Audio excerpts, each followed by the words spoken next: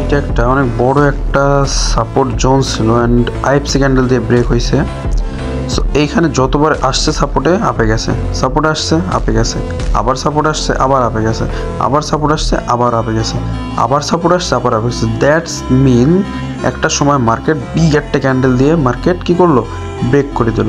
ঠিক আছে, অ্যান্ড এটাকে আইএফসি ক্যান্ডেল বলবো। অ্যান্ড এইটা হচ্ছে মার্কেট অনেকের এসএল হিট করছে, দ্যাটস ওয়াই এখানে হিউজ লিকুইডিটি নিয়েছে মার্কেট, দেন আপে যাবে। আচ্ছা, এখন আমরা এখানে একটা রিটেস্টিংয়ের অপেক্ষা করব। ঠিক আছে, অ্যান্ড যেহেতু ফেক মুভ দিয়েছে, ডাউনের যেহেতু দিয়েছে ফেক মুভ, বিটের যদি না দেয় তাহলে এটা সম্পূর্ণ ফেক।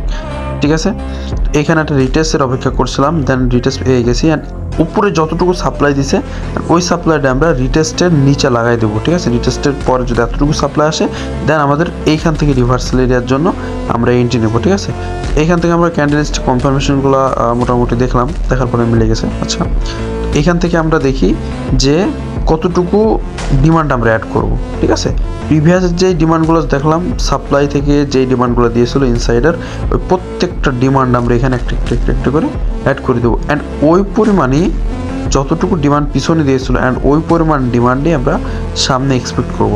ঠিক আছে, আশা করবো যে ওই ডিমান্ড এখানে দিবে, কারণ এখানে দেওয়ার মতো সেরকম আর কোনো ডিমান্ড নাই।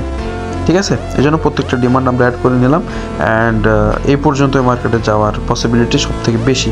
ঠিক আছে, আচ্ছা, এই ছোট্ট একটা ডিমান্ড বাদ পড়ে গেছিলো, এটা আমি তুলে নিয়ে এসে এখানে বসাই দিলাম। And okay guys, wait and see. আমাদের এন্ট্রি পয়েন্ট হচ্ছে এখানকার লেভেলে, স্টপ লস রিভার্সালের নিচ পর্যন্ত, অ্যান্ড টার্গেট হচ্ছে নেক্সট লেভেলের, মানে আমাদের টিপি ডিমান্ডের হাই পর্যন্ত। ঠিক আছে।